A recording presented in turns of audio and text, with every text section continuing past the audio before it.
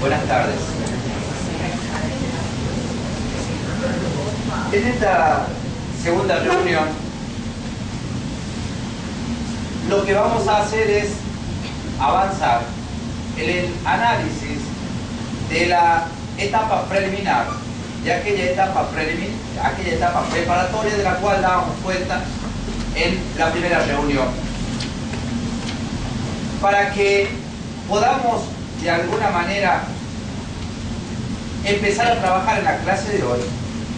Lo que primero vamos a hacer es recapitular, si cabe la expresión, y recordar algo de lo que vimos en la clase anterior para que podamos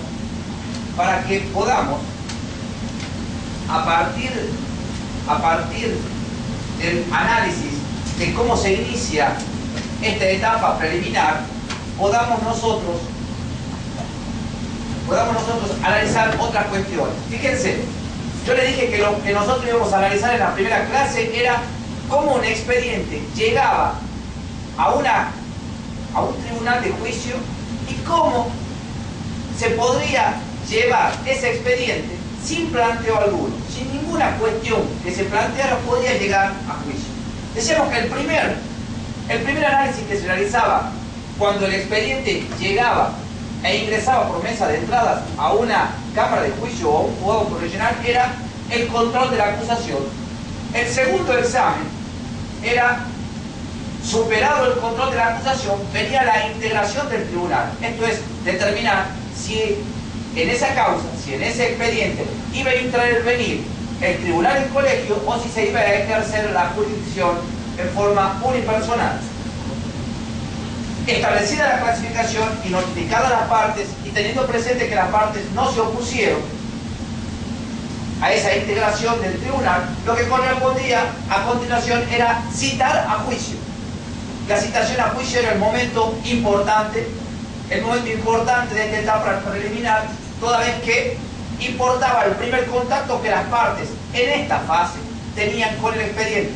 Pero por otro lado también además de ese contacto, importaba algo trascendente. Era el último momento a partir del cual comenzaba a correr nuevamente la prescripción de la acción penal, porque se hace referencia a la citación a juicio, porque cuando el artículo 67 fija los distintos actos que importan secuela de juicio, el último que aparece es la citación a juicio. Pues bien, ese es el momento a partir del cual comenzará a correr la prescripción de la acción penal.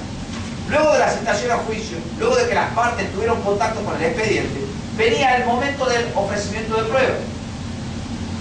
Aquí las partes iban a ofrecer prueba que podía consistir en cualquier tipo de prueba, prueba testimonial, prueba pericial o cualquier otra que ellas lo consideraran necesario a fin de satisfacer las pretensiones de cada una de ellas. Luego del ofrecimiento de prueba, lo que correspondía era que el tribunal determinara si debía admitir o rechazar la prueba. Y allí hablamos de dos momentos, de la admisión y del rechazo, que la regla era la admisión, que la excepción era el rechazo, pero que había que tener muy en cuenta el rechazo, porque no cualquier rechazo de la prueba era admitido, solamente debía rechazarse aquella prueba que se considerara superabundante o impertinente, pero que aun cuando se fundara en la superabundancia o en la impertinencia, eso también podía dar lugar al recurso de casación cuando se estimare en el momento procesal oportuno que el tribunal se equivocó al rechazar esa prueba. Por supuesto, decíamos también en la clase anterior que resultaba difícil para la parte agraviada impugnar la decisión de un tribunal basándose en una prueba que no se le permitió ingresar al proceso y demostrar que esa prueba había sido, o en todo caso, fue o debió ser decisiva para dilucidar el conflicto que tenía el tribunal ante sí. Luego de la admisión y del rechazo de la prueba, lo que correspondía era la designación de la audiencia. Esto es el momento en el que el tribunal fija el día y la hora en que va a comenzar la audiencia de debate y decíamos que el término que se establecía era un término dilatorio y que no debía ser inferior a 10 días ni mayor de 60. Este es un término dilatorio y veíamos también que la mayor parte de los términos en esta fase eran términos perentorios, esto es, que su vencimiento traía aparejada la caducidad, esto es, la imposibilidad de que la parte realice el acto procesal vencido el término que se le había acordado. Pues bien, aquí quedamos en la clase anterior. Esto es lo ideal, que el expediente llegue y que no haya planteos, que no haya cuestiones, que las partes intenten hacer valer en esta fase preliminar. Pues bien, ahora lo que tenemos que hacer es analizar las distintas cuestiones que pueden llegar a plantearse y que debe resolver el tribunal durante los actos preliminares. Fíjense, hasta aquí nosotros lo que examinamos es cómo el expediente idealmente llega a juicio, cómo llega el expediente listo para que se inicie la audiencia de debate. Sin embargo, las partes, dentro de esta fase de los actos preliminares, pueden hacer algunos planteos. Y veamos qué es lo que pueden peticionar las partes. Fíjense ustedes que nuestra ley de enjuiciamiento provincial plantea que las partes podrán solicitar una investigación suplementaria. El tema pasa por establecer qué es esta investigación suplementaria, para qué la solicita y en su caso, si es que el tribunal la puede rechazar o si el tribunal la puede llegar a ordenar de oficio. En principio, y tal cual reza la norma, el tribunal, a requerimiento del Ministerio Público Fiscal y de las partes, podrá disponer, fíjense ustedes, podrá disponer, no utiliza el debe disponer, utiliza el podrá disponer, y ya veremos por qué. Podrá disponer una investigación suplementaria, esto es, podrá disponer que se realicen algunos actos procesales que es necesario realizarlos antes del debate. ¿Por qué? Porque generalmente existen cuestiones de orden práctico que llevan a que esos actos procesales se realicen antes del debate. Por un lado, el tribunal ordena esa investigación suplementaria porque el Ministerio Fiscal o las partes lo solicitan. Nunca de oficio podrá el tribunal solicitar u ordenar una investigación suplementaria. Antes se denominaba instrucción suplementaria en la vieja legislación enrolada en el sistema mixto. En nuestro nuevo Código Procesal Penal lo que aparece es la designación de investigación suplementaria. Ahora, el tribunal, así como puede disponer de investigación suplementaria, puede también rechazar esa investigación suplementaria. El tema pasa por establecer cuáles son los motivos, cuáles son las razones que ameritan o que justifican el rechazo de una investigación suplementaria. Una de ellas es que el tribunal considere que la prueba que se quiere producir en esa investigación suplementaria es una prueba superabundante o impertinente. Pero también cuando el tribunal estime que esa prueba puede recibirse sin inconvenientes en el debate, entonces considera que no es necesario realizar una investigación suplementaria. Ahora bien, ¿qué actos pueden practicarse durante esa investigación suplementaria? Fíjense ustedes, por un lado, el reconocimiento de personas que no ha sido practicado durante la investigación penal preparatoria. Pareciera un tanto extraño que durante la fase de la investigación no se haya realizado, pero es posible y las partes pueden solicitarlo. También el reconocimiento de documentos privados que han sido ofrecidos como prueba a fin de evitar la dilación que eso significaría que se tramite cuando ya empezó el debate. Por otro lado, también podrá solicitar y podrá disponer el tribunal pericias o actos que no puedan practicarse durante el debate. ¿Por qué? porque demorarían el trámite del debate y no tendría sentido. Por eso es que está esta investigación suplementaria, para allanar el camino del debate que está próximo a realizarse. Pero también, en esta investigación suplementaria, podrá recibirse declaración a testigos que estarán imposibilitados de concurrir al debate por distintos motivos, o porque tienen que viajar, por ejemplo, al extranjero, o porque tienen una enfermedad terminal, por darles un ejemplo. Siempre tienen que tener presente que los actos que las partes solicitan que se realicen durante la investigación preliminar, o aquellos actos que se realicen durante la investigación suplementaria, deben ser actos que no pueden practicarse en el debate porque existen impedimentos, y esos impedimentos pueden ser de distinta naturaleza. Pueden ser impedimentos de orden material o impedimentos de orden práctico. Fíjense ustedes, puede haber impedimentos de orden material.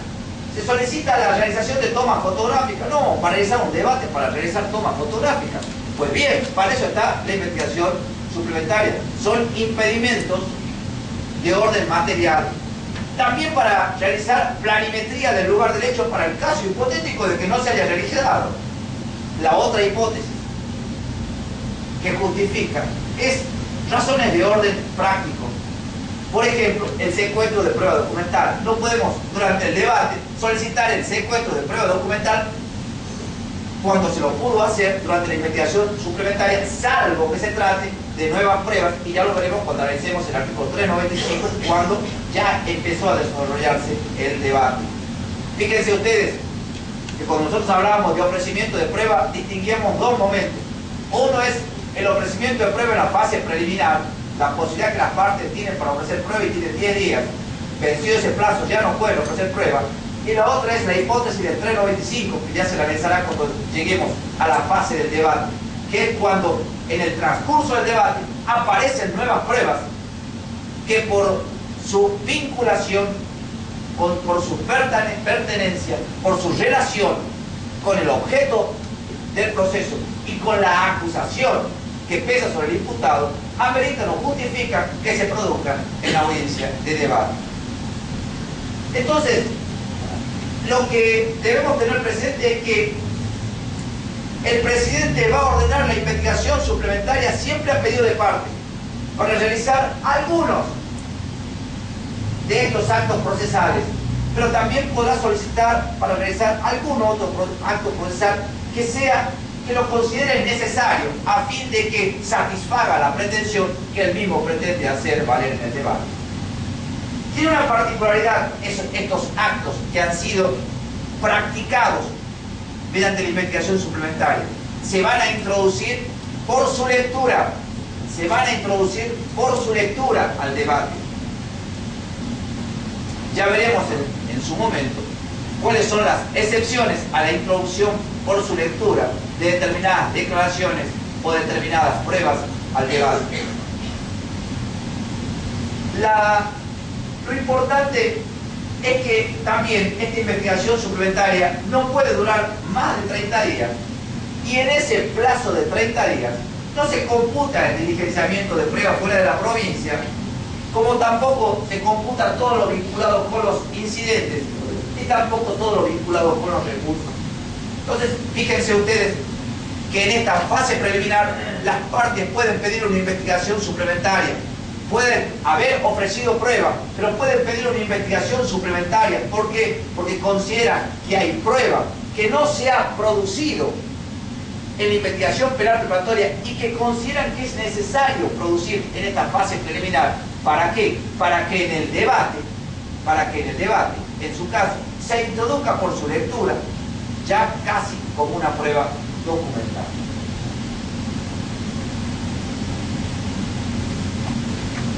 Yo les decía que había distintas posibilidades, que podían plantearse durante la fase de los actos preliminares.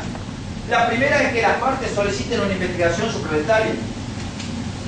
Pero la otra es que las partes hagan valer excepciones durante la fase de los actos preliminares. Y aquí debemos detenernos para establecer y de alguna manera recordar algo de lo que son las excepciones. En una primera aproximación, lo que podríamos decir respecto a las excepciones es que son defensas. Son defensas que las hacen valer las partes. Ahora bien, si nosotros quisiéramos profundizar un poco más el examen en torno a las excepciones, podríamos decir que las mismas constituyen una modalidad o una resistencia a los poderes de acción y de jurisdicción, ya sea porque considere la parte que existen impedimentos permanentes o impedimentos transitorios o definitivos relativos a la continuidad del proceso. Esto es, la parte considera que existen impedimentos que no ameritan que el proceso prosiga y que el proceso debe culminar allí nomás, o considera las partes que existen impedimentos transitorios que deben solucionarse para que el proceso pueda continuar. ¿Qué particularidad tienen estas excepciones? Que son introducidas por las partes. ¿Y qué es lo que hace el planteo de una excepción? Excluye la posibilidad de la discusión sobre el fondo de la cuestión, sobre la existencia material del derecho, sobre la participación del imputado. Plantea una excepción por la parte. Lo que pretende es que definitivamente no haya debate y allí termine el proceso, o que transitoriamente se suspenda y que más adelante continúe el trámite de la causa hasta que llegue a la fase del debate.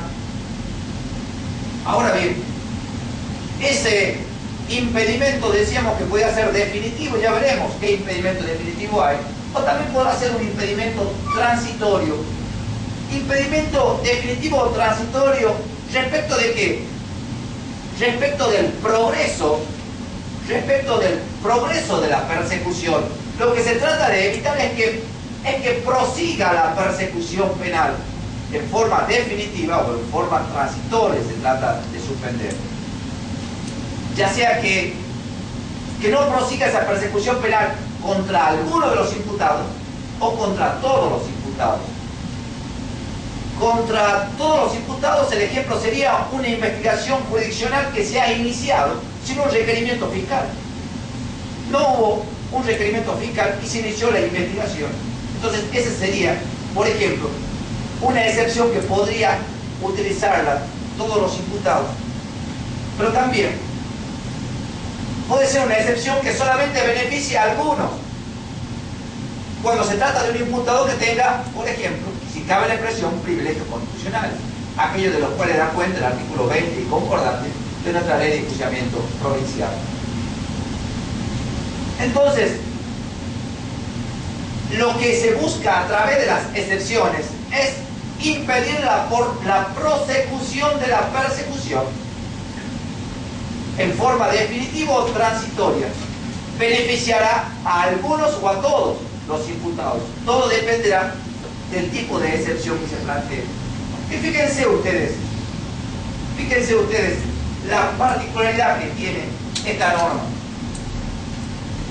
Dice que antes de fijarse la audiencia de debate, el Ministerio Público Fiscal y las partes podrán deducir excepciones con una particularidad: que no hayan sido planteadas con anterioridad, esto es, que no hayan sido planteadas durante la investigación penal preparatoria. Pero ya volveremos sobre esta cuestión. Ahora bien, ¿qué excepciones pueden plantearse? No cualquier excepción, no cualquiera de aquellas de las cuales da cuenta el artículo 193 de nuestro Código Procesal Penal. Solamente podrán deducirse excepciones por falta de jurisdicción o competencia, por falta de acción o por extinción de la pretensión penal. Es necesario tener presente que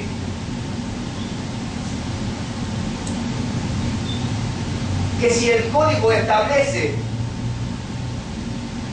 estas tres excepciones que pueden plantearse, lo que está queriendo decir es que no puede plantearse ninguna otra que no la mencione la norma. Por ejemplo, la falta de acción por atipicidad del hecho, ya no podríamos plantearla en este estadio procesal.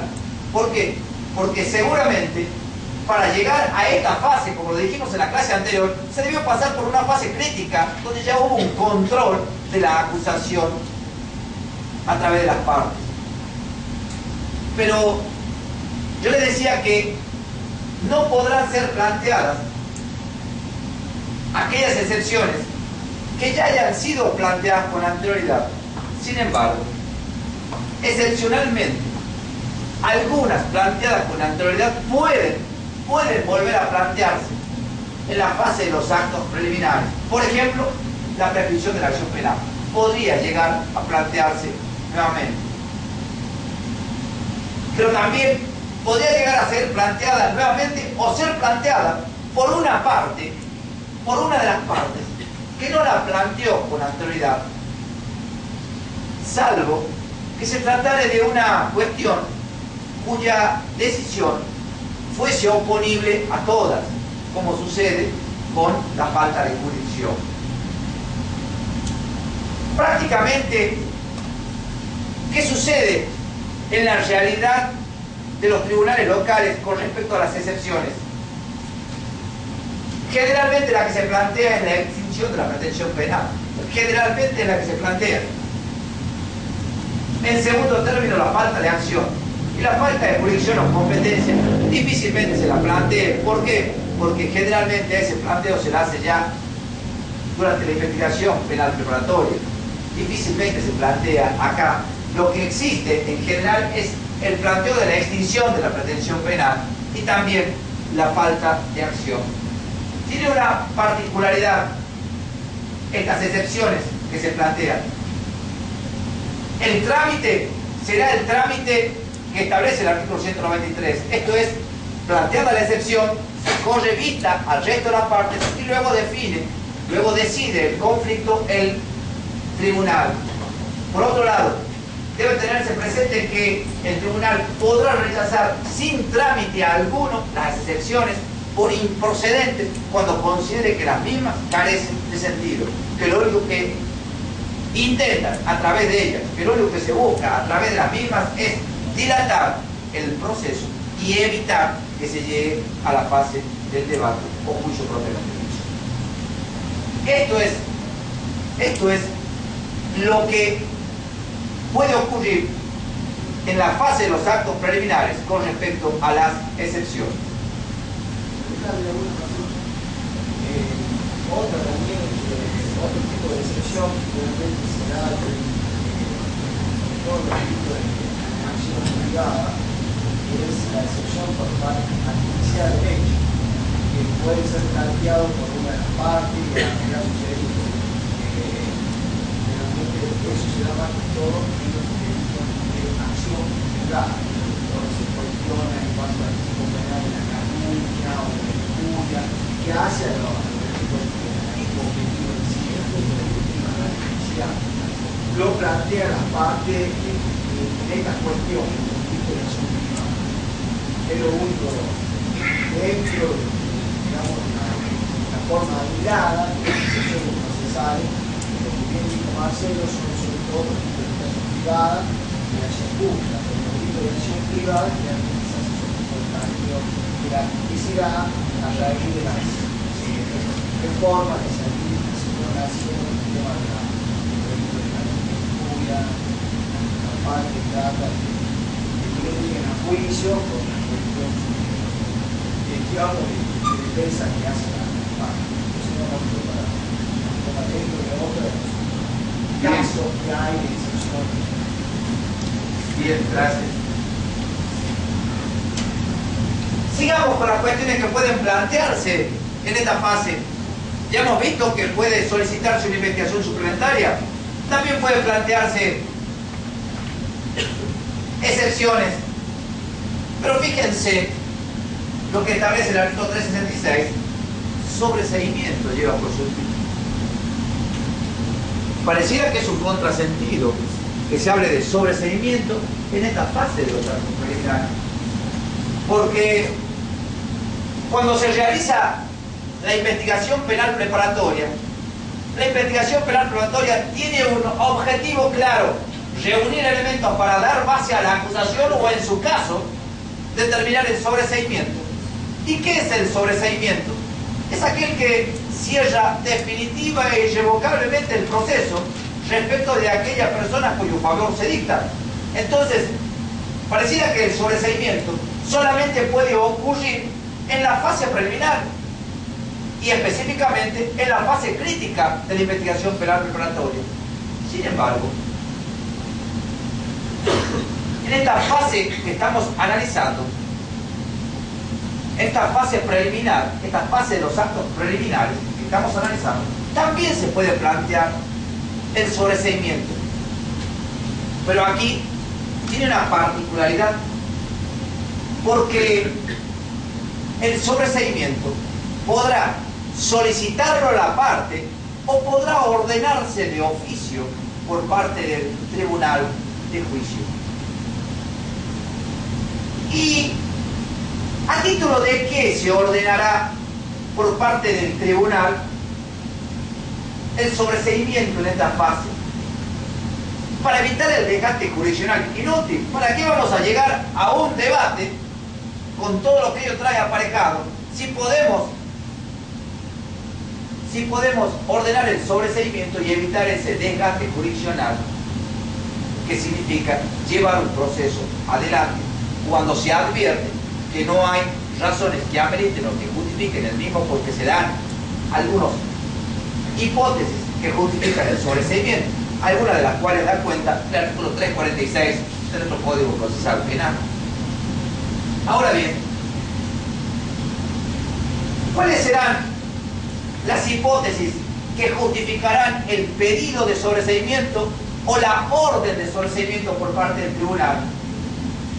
Primero, dictará el sobreseimiento sin nuevas pruebas, acreditar en la inimputabilidad, la prescripción de la pretensión penal según la calificación del hecho, cualquier otra causa extintiva de la pretensión penal, pero también si ocurriere una excusa absolutoria, o mejor dicho, si sobreviniere una excusa absolutoria. Fíjense ustedes, pero ustedes me dirán, ¿y por qué la plantean acá y no la plantearon con anterioridad? Seguramente porque la parte no tenía los elementos probatorios suficientes para acreditar o para justificar su solicitud en torno de alguna de estas razones que ameritan el pedido de sobreseimiento. Si no, ustedes fíjense, se habla de excusa absolutoria.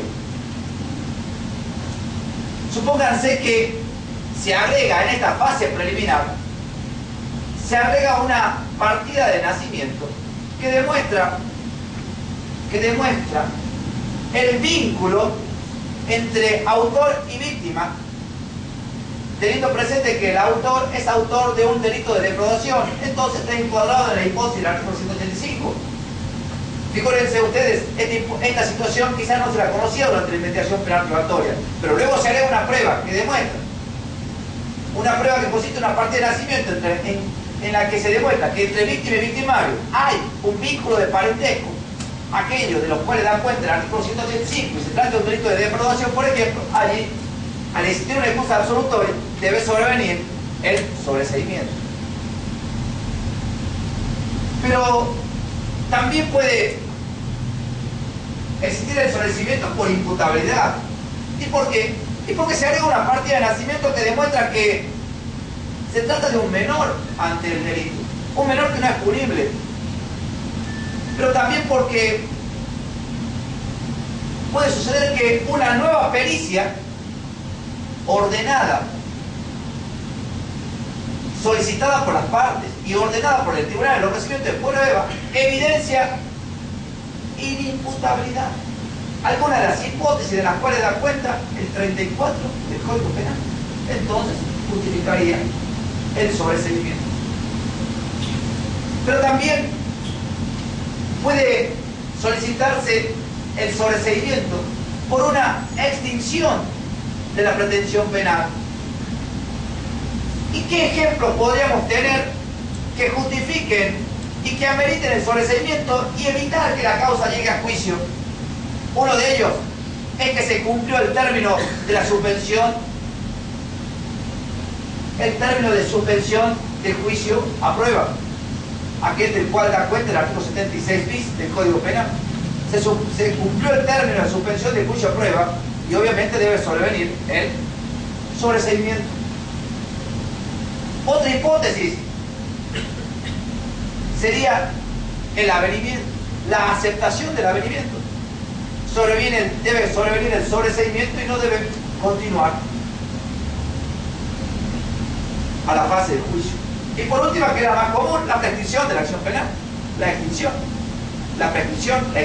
de la acción penal, aquella de la cual da cuenta el artículo 67 y concordante de nuestra ley sustantiva. Es cierto que el codificador solamente menciona estas hipótesis, que pareciera que son las únicas que justifican el pedido de sobreseimiento o que de oficio el tribunal ordene el sobreseimiento. Sin embargo, también existe otra causal de sobreseimiento, que sería la hipótesis de la desincriminación penal. De la desincriminación penal de la conducta atribuida, artículo 2 del Código Penal. ¿Por qué? Por preeminencia de la norma sustantiva respecto de la norma procesal. La conducta dejó de ser delictuosa, pasó a ser atípica, que es lo que pasó en su momento cuando en el año 1993 dejó de ser delito el delito de desacato. Entonces, el sobreseimiento puede ordenarse de oficio o a pedido de las partes en esta fase preliminar, y el único motivo es evitar que se realice el juicio cuando existen razones que ameriten que se suspenda esa investigación, que no se continúe con ese proceso adelante y que se debe cerrar definitiva e irrevocablemente ese proceso respecto de aquella persona cuyo favor se hizo. ¿Sí? La pregunta, la que estábamos en un caso, en ese transitar de proceso de parte,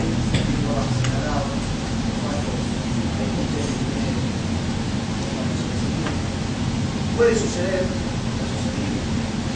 que la parte pida la defensa cambio de calificación jurídica por el hecho que tiene atribuido el acusado así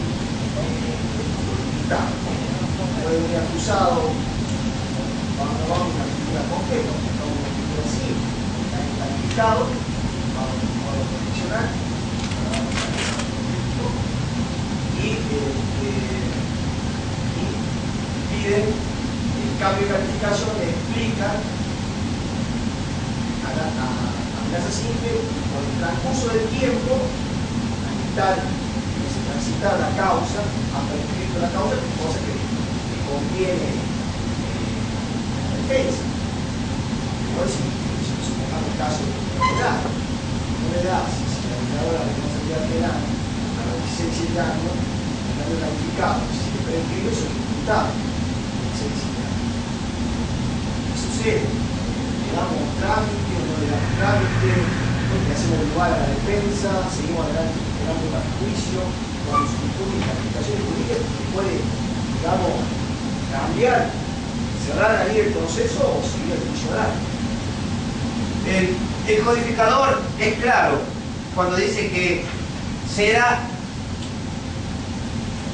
la decisión del tribunal será tomada en el caso de la prescripción de la pretensión penal según la calificación del hecho que el tribunal considere que se encuentra acreditado. No puede ser que venga calificado legalmente de una manera, robo calificado, pero el tribunal puede considerar que se trata de un robo simple. Entonces, teniendo presente el cómputo desde el momento en que empezó a correr la acción penal, puede ser que esté extinguida la acción penal según la calificación legal dada por el tribunal. Y esta es la que debe primar, y esto es lo que plantea el doctor. Es el sobreseimiento por prescripción es según no la calificación legal con la que viene a juicio, que esa es una posibilidad, sino según la calificación legal que el tribunal considera acreditada en base al análisis del legajo que ha realizado. Más en el caso de prescripción de las partes, obviamente se puede producir incidente, con la fiscal, resolver. Cuando existe prescripción de la pretensión penal, gran parte de los casos es porque el tribunal hizo una nueva calificación del hecho en base a las pruebas incorporadas a la causa. Y no está mal, está permitido.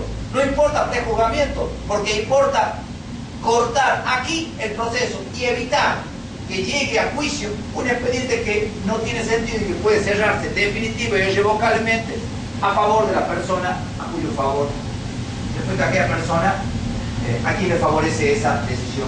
Siempre puede salir un criterio de oportunidad para no dilatar el proceso que incluye a otro, pero siempre Es que sin constancia encuentra para hacer una prueba. Y hoy en día se realiza en ese caso de ella, se pone a analizar si hay un cambio de beneficio de la calificación que hace el juez, y para eso tiene que dedicar pruebas con esa cabeza que va a existir que buscar. Yo comparto, porque digo que tiene que haber este análisis para evitar el proceso y el costo de todo eso. nada más. Y además un proceso de precio de un equipo con los que está afuera. Todo eso, entonces, insisto que tenemos que aspirar a que sea lo que interesante. Está bien, pero son razones de orden práctico las que guían este sobreseimiento. Lo que sucede es que con otra organización, con otro sistema penal, con otro código procesal penal, nosotros tendríamos un juez que intervendría en la fase crítica de los actos preliminares y en la fase de los actos preliminares del juicio. En toda la fase crítica de la investigación penal probatoria y en la fase de los actos preliminares. ¿Para qué? Para que el tribunal de juicio intervenga no contaminado e ingrese no contaminado al llegar.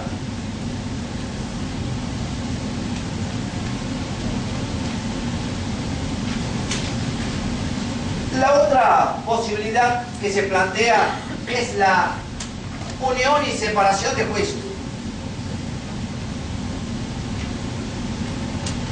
¿Se acuerdan cuando se analizaba hace tiempo y a lo lejos en la facultad competencia, clasificación de la competencia, y cuando nos tocaba competencia por conexidad, se nos complicaba la existencia?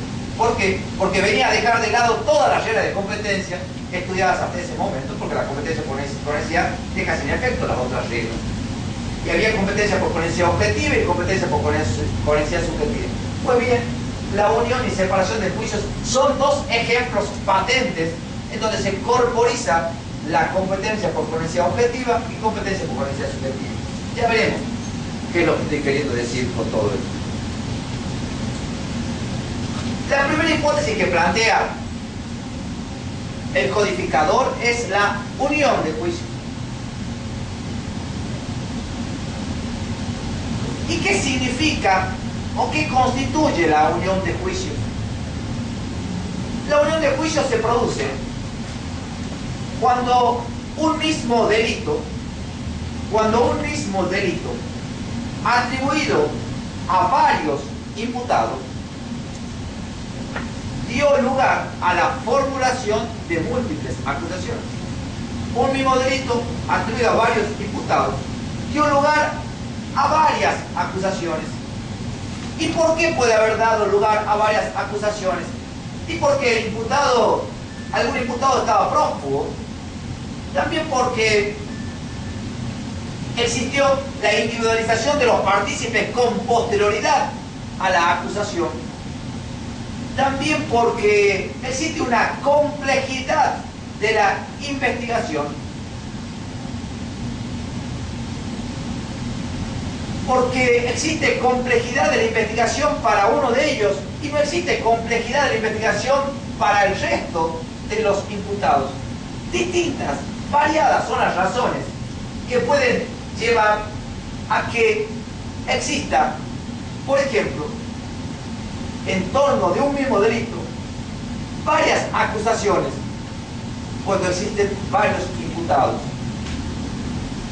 Este es un caso típico de competencia por conexidad objetiva, porque lo que los une a todos ellos son el hecho en común. Lo que los une a todos esos imputados es un suceso, un acontecimiento de la vida diaria, un acontecimiento histórico. Pero ¿qué dice el Código respecto de la unión de juicio? Dice que si por el mismo delito atribuido a varios imputados se formularan diversas acusaciones, el tribunal de oficio o a pedido del Ministerio Público Fiscal, fíjense, el tribunal de oficio puede ordenarlo. Una de las pocas hipótesis, como les decía en la clase anterior, en las que el tribunal de propia iniciativa puede ordenarlo. De oficio o a pedido del Ministerio Público Fiscal podrá ordenar la acumulación siempre que no exista un retardo apreciable. ¿Qué significa acumular? Significa que todas las acusaciones se compilarán en un solo legajo, en un solo expediente. Por otro lado, existe alguna razón por la cual puede no llegar a realizarse esa unión de juicio. Cuando a consecuencia de esa unión de juicios exista un retardo apreciable en la causa. Si uno de los expedientes ya está listo, ya se ha fijado fecha de audiencia para debate, y otro expediente recién está llegando, va a producir un retardo apreciable seguramente en la situación procesal. Va a producir un retardo apreciable en el trámite de esa causa y va a redundar en la situación procesal. Lo primero que quiere el imputado es que se le resuelva su situación procesal cuanto antes, y esto podría producir un retardo apreciable. Entonces, en muchos casos, no se unen los juicios, y el que está más adelantado llega al juicio primero que el resto. Esto sucede en la práctica en los tribunales. Hay veces en las que un robo a mano armada participaron 3 personas. Una fue habida, las otras 2 estaban prófugas. Cuando una de las personas está esperando el juicio y ya se ha fijado fecha de debate, recién son habidas las otras 2 personas y están sometidas a la investigación penal probatoria. Entonces, si se debe esperar que este imputado que se resuelva la situación procesal del otro, seguramente pasaría mucho tiempo. Entonces se le hace el juicio a este, y cuando llegue el otro expediente, seguramente el mismo tribunal no podrá expedirse porque ya entendió el mismo expediente. Esa es la hipótesis de la unión de juicios. Es un caso de competencia por conexidad objetiva. La otra hipótesis que plantea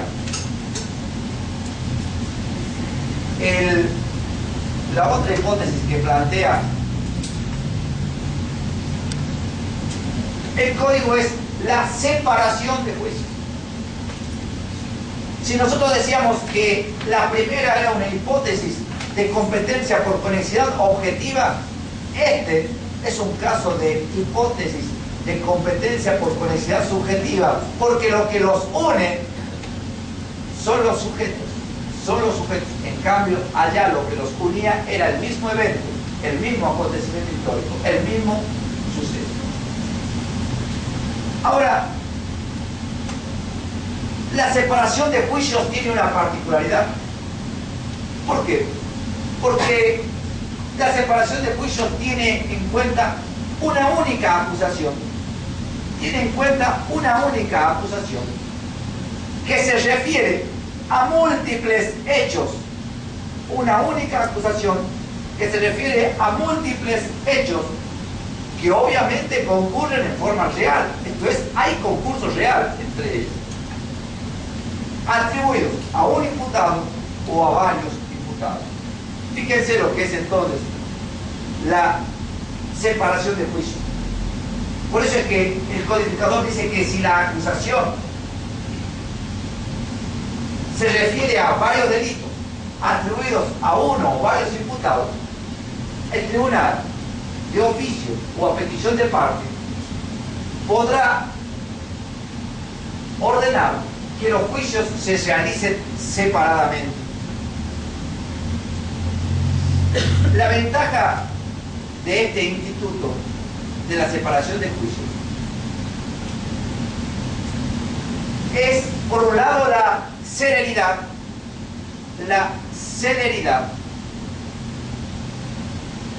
y por otro lado permitirá una mejor organización del debate en los casos en los cuales existen multiplicidad de hechos muy diferentes, generalmente con ausencia de prueba común. Por eso es que lo ideal es que se realicen los juicios separadamente. Siempre deben tener presente que la unión o separación de juicios, como les decía, puede ser dispuesta de oficio o a pedido de parte. Si el tribunal que interviene es la Cámara en colegio, la decisión deberá ser tomada, la unión o separación de juicios, a través de un autointerlocutorio. Si por el contrario, quien interviene es un juez en el ejercicio unipersonal de la jurisdicción, lo deberá hacer a través de decreto fundado.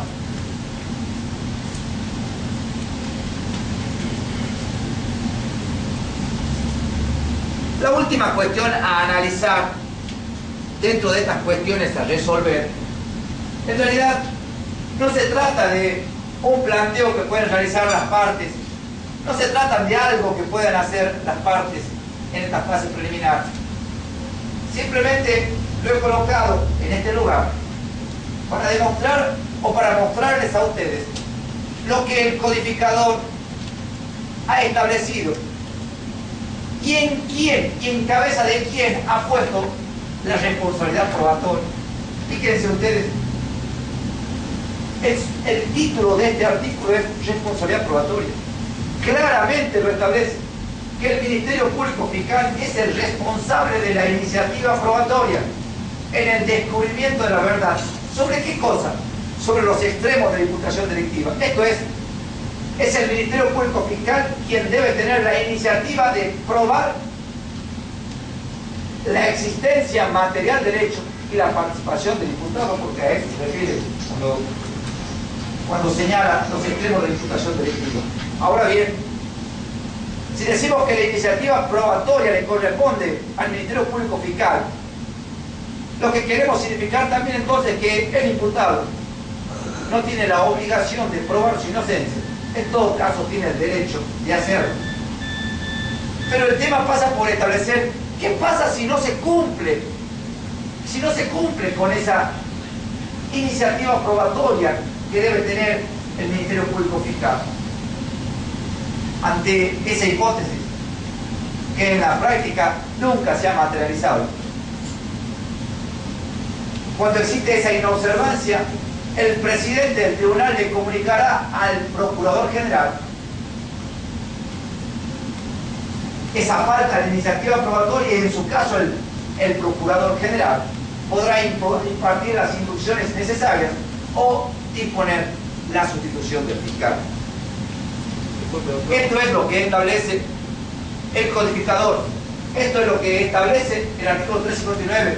No es una cuestión a resolver. Simplemente lo he colocado acá para explicar en cabeza de quién se pone la responsabilidad de probar, de acreditar los extremos de la imputación delictiva.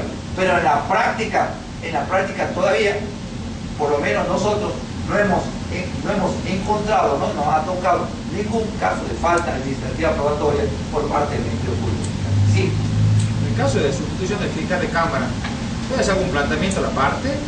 Porque le están cambiando el fiscal natural que debería acusarlo y es un fiscal ex post facto. ¿Qué posibilidad existe de hacer algún planteamiento con eso?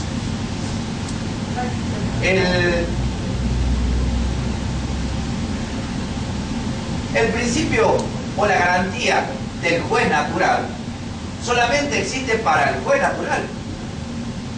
Lo que establece nuestro sistema constitucional, cuando hablo de sistema constitucional me refiero al artículo 18 de la Constitución Nacional y los pactos y tratados internacionales sobre derechos humanos, hace referencia al principio del juez natural. Esto es, el juez designado por la ley antes del hecho de la causa. El Ministerio Público se guía por otros principios, por otros principios de objetividad, de legalidad y de unidad de actuación. A diferencia del juzgador, del órgano jurisdiccional, que es el que dice el derecho en el caso concreto y que debe haber sido designado por la ley antes del hecho de la causa, lo que no impide que con posterioridad, por renuncia, muerte de ese juez, pueda designarse otro tribunal, otra persona para que desempeñe esa función. El Ministerio Público no. ¿Por qué? Porque se guía por otros principios, por otras reglas. La unidad de actuación, lo que hace un integrante del Ministerio Público Fiscal, se entiende que lo hace el conjunto de los representantes del Ministerio Público Fiscal, de manera tal que en ese caso no habría un fiscal ex post facto. Por eso es que no se puede hablar de juez, de fiscal ex post facto, y sí se puede hablar del órgano jurisdiccional ex post facto, que sí está prohibido por nuestra Constitución Nacional y hoy en día, luego de la reforma del año 94, por nuestro sistema constitucional. Bien, vamos a realizar un breve descanso de 10 minutos para que continuemos ya con los preparativos o con las reglas que hay que tener en cuenta ya para el debate. Ya terminó la fase de los actos preliminares. Veremos las reglas que hay que tener en cuenta para que pueda desarrollarse el debate.